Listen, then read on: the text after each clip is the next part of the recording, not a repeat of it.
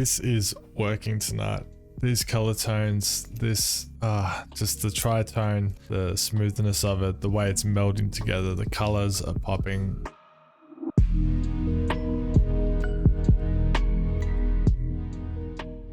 So I guess we want to find the right image. I think I'll start off by doing like a portrait one. This is Unsplash, by the way, a really awesome resource for getting copyright free photos that you can use anywhere, even commercially. So if you're doing some client work, I can't recommend this enough. And it's always nice to say thanks to, I like to reference them in some of my work too. It could be a nice thing. So we download this, bring up Photoshop. All right, here we are. So what we're gonna do is you want to pick out the channel that looks like the image normally. And if we control click that, it will do a selection with that selection made. And we want to go a solid color. Now this is gonna be our light tone. We want to go to layer 0, select it, click a solid color as well. And this can be our dark tone. Alright, now that I've got another, I copied this yellow layer. Now that I've got it on top and selecting this top part of the image here, I can use the brush tool to sort of non-destructively delete part of the layer that I don't want. So it'll sort of rub it out and let whatever's underneath come through. And what this allows is whatever's under these top layers will set the background of, yeah, it's just a,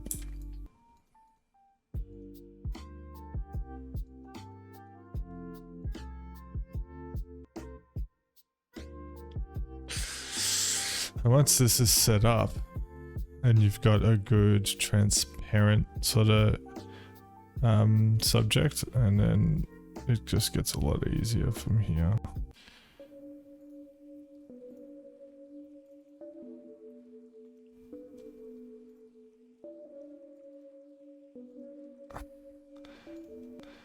And then the top two colors are really good for the image.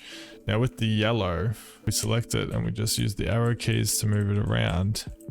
It's almost like CMYK misprinting. So when plates on a printer would misalign during the run, there's 4 different plates and they would be loaded up and then printed on top of each other to produce different colors. And sometimes they would misalign.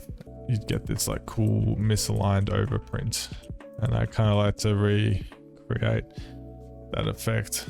And I like the yellow undertone because when you move it off but it's under, interesting highlights.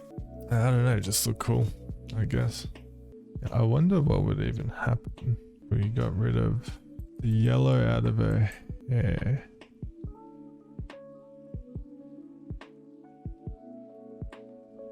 Yeah, it looks pretty fresh. So we got like some purples going on.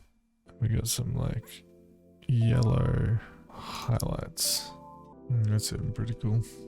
That's really fucking cool. I like this glow around the highlights.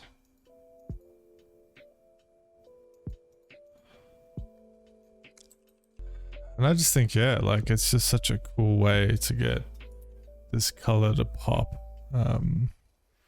Yeah, like it's, I think like if we look at, like look at that, like that is just thick.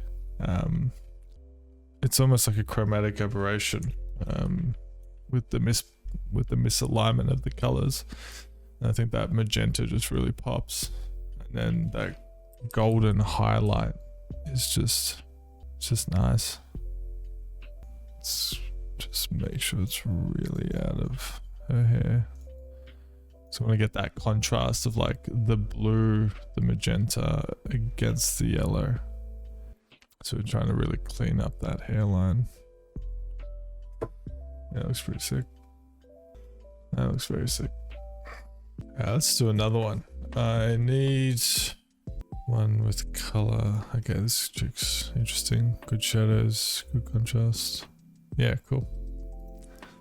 Alright, we'll download this. Thank you, Oladimeji Odunsi.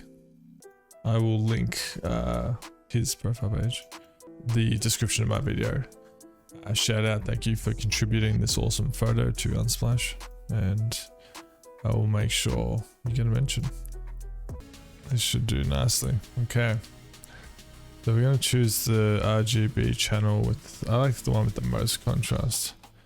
We're going to make sure we select that. Click solid color. Make sure the first one you do is your darks. I like to go dark navy. Then we're going to select on the first layer, the background. Ooh, choose another solid color, and this is going to be your lights.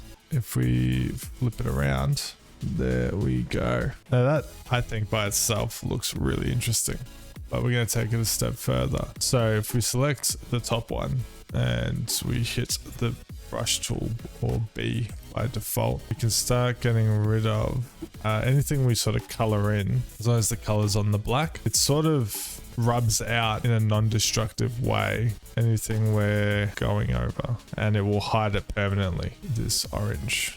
And we're going to do something really interesting with it in a second.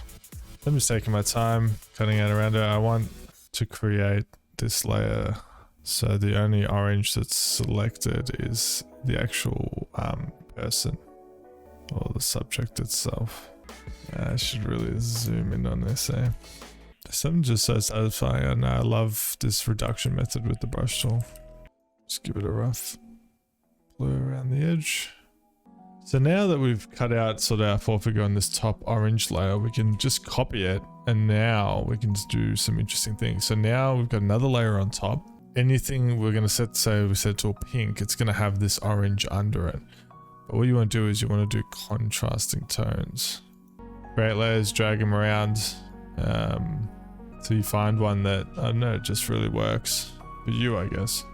So I've put the yellow down the bottom. It's under this pink layer and it's under this orange layer. And the reason we're going to do that now, like we were subtracting before with the brush tool, I'm selecting the image icon on the yellow layer, and then if I use the brush tool color set to black, I can go and take out the yellow where I don't want a highlight. So I kind of want to highlight around the edge of her body, so I'm going to make sure I use this brush tool to take it out. I kind of liked it on her cuffs. Yeah, it's pretty cool. Now with the pink, I wouldn't mind that as a undertone. So, and move that sort of down to the bottom right, a few adjustments, and then we're going to grab this tool and get rid of it. Now because I'm getting rid of parts of this image on two of the underlayers, it's actually going to take away that like blurring effect, so you can refocus in parts of this image. Like for example, I don't want any parts of her skin to have that blurring or sort of movement effect on. I want them to be quite sharp and in focus. So her hands and these parts, but everywhere else is going to be in focus, and it's going to have a yellow and pink glow to it, which I think is quite interesting looking.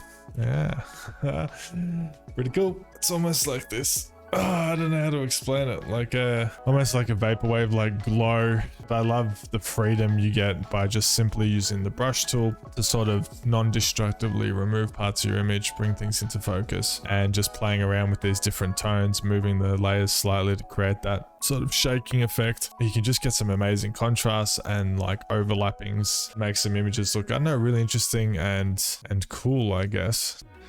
Yeah, it can be interesting.